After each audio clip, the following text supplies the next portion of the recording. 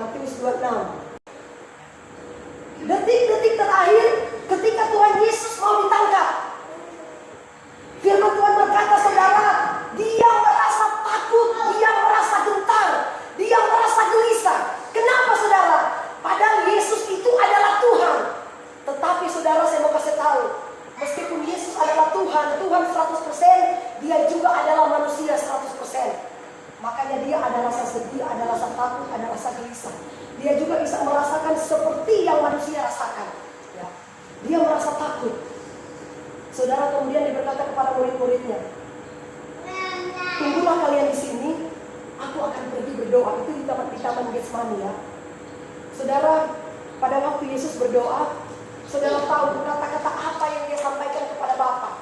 Dia katakan begini, ya Bapa, kalau boleh cawan ini lalu daripadaku, tapi biarlah kehendak Tuhan yang jadi, bukan kehendakku. Saudara, firman Tuhan berkata, saudara, ketika Yesus berdoa, saudara, dia merasa pedih, dia merasa takut, dia merasa getar.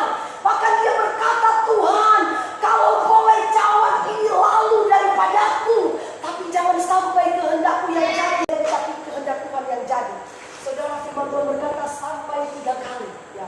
Sampai 3 kali dia berdoa dengan kata-kata yang sama. Biarlah kehendakmu yang jadi dan bukan kehendakku. Mungkin saudara pada waktu itu saudara Yesus merasa bahwa sudah tidak lama lagi prajurit Romawi yang akan datang menangkap dia, dan dia tahu saat itu juga dia akan dianiaya. Makanya dia berdoa. Saudara, kenapa? Kenapa firman Tuhan berkata dia berdoa sampai 3 kali dengan kata-kata yang sama? Karena apa? Karena dia tahu ketika dia berdoa membuat rohnya kuat. Betul nggak? Coba misalnya Pak Jen, ketika atau Yanto atau Omar dan kita semua, kita punya masalah, kita punya beban yang berat. Coba saudara berdoa, misalnya saya tulis satu masalah ini terlalu berat sekali. Kemudian saudara bawa dalam doa, ya. Saudara berlutut di kaki Tuhan. Ketika saudara berdoa, tetap aja gelisah itu masih datang, ya. Kita berdoa lagi, tetap aja gelisah itu masih datang. Nah, ketika kita berulang-ulang kali berdoa, saudara, saya mau kasih tahu, itu akan menguatkan roh, sehingga setiap cobaan yang datang di depan kita, kita mampu menghadapi. Karena itulah kekuatan doa.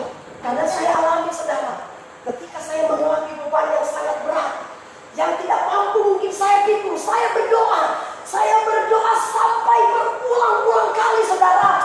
Akhirnya roh saya kuat, hingga saya mampu menghadapi ujian itu. Akhirnya saya menang. Seperti Tuhan Yesus, dia itu manusia, saudara, manusia biasa. Kata firman Tuhan, dia manusia 100%, dia juga Allah 100%. Karena dia manusia 100%, makanya dia ada rasa gelisah, ada rasa cemas, dia bisa menangis seperti yang manusia rasakan. Jadi ingat baik-baik, saudara, ya, doa itu bisa menguatkan roh kita menjadi kuat.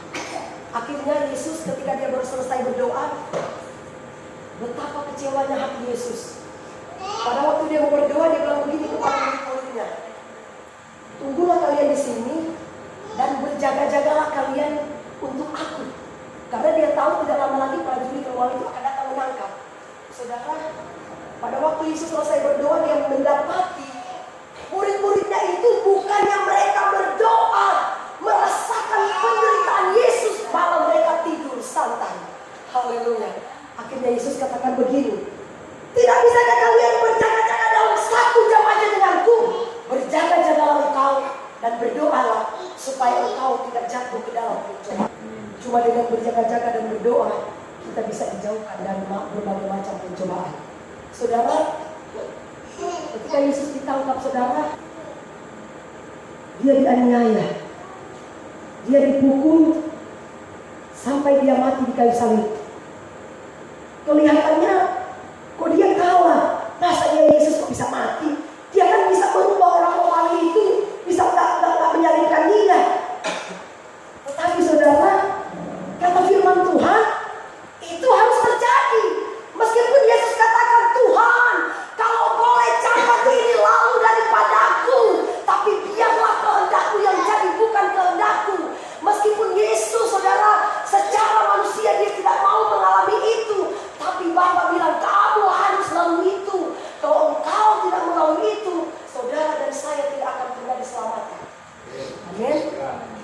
Itu harus digenapi. Saudara, saya kasih contoh. Saya kasih contoh seperti ini. Misalnya Johnny itu Tuhan menjanjikan di sini ada berkat besar. Sebelum engkau meraih ini kau harus lewati ini. Kalau engkau tembus, ini kau akan dapati. Tapi kalau engkau tidak tembus, kau terputar-putar di padang gurun, tidak akan pernah tembus ke tanah berkat. Jadi saudara, saya mau kasih tahu ya, tidak gampang ketika kita meraih mahkota yang sudah Tuhan sediakan buat kita. Ada proses, ada tantangan, ada segala hal yang Tuhan izinkan terjadi. Tapi ketika kita tembus, saudara, melewati proses yang Tuhan izinkan, kita berdoa, Tuhan, saya tidak mampu, tapi mampukan saya. Berulang-ulang kali kita berdoa kepada Tuhan. Saya percaya saudara, Tuhan akan menguatkan roh kita dan memampukan kita melewati tantangan itu. Bahkan Yesus katakan begini, saudara, ketika aku dipukul, aku tidak pernah membalas. Ketika aku dicaci maki, aku tidak pernah mencaci maki. Roma 12 ayat dan ayat yang ke-17 ini saudara perhatikan baik-baik. Dia katakan begini ya, janganlah membalas kejahatan dengan kejahatan. Lakukanlah apa yang baik bagi semua orang. Terus, sedapat-dapatnya kalau hal itu bergantung padamu, hiduplah dalam perdamaian dengan semua orang. Terus,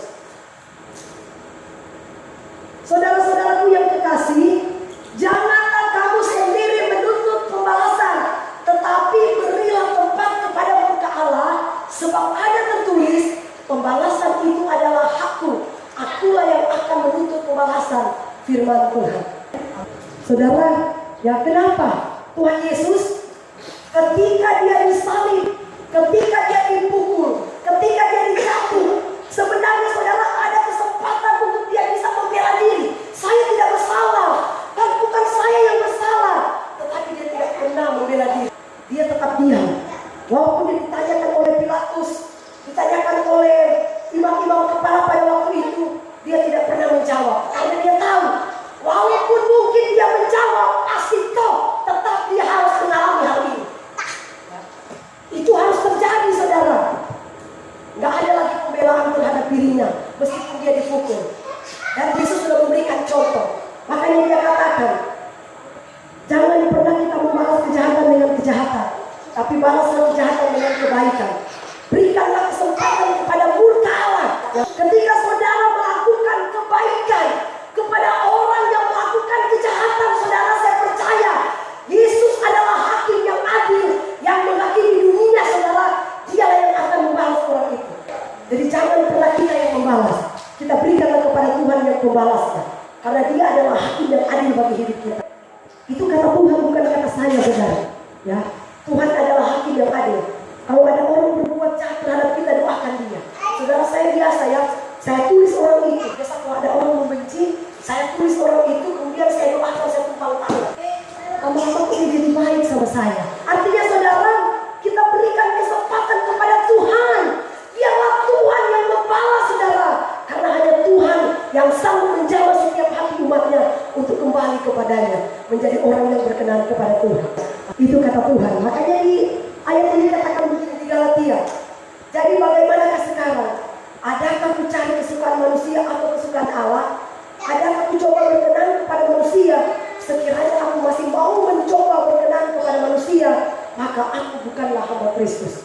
Saudara, kalau kita mau berkenan kepada manusia gampang, tetapi kalau kita mau berkenan kepada Tuhan itu sulitnya minta ampun. Ya, kalau kita menjadi orang yang jujur, kita pasti akan banyak dibenci oleh orang. Betul nggak? Banyak orang akan membenci kita kalau kita menjadi orang yang jujur.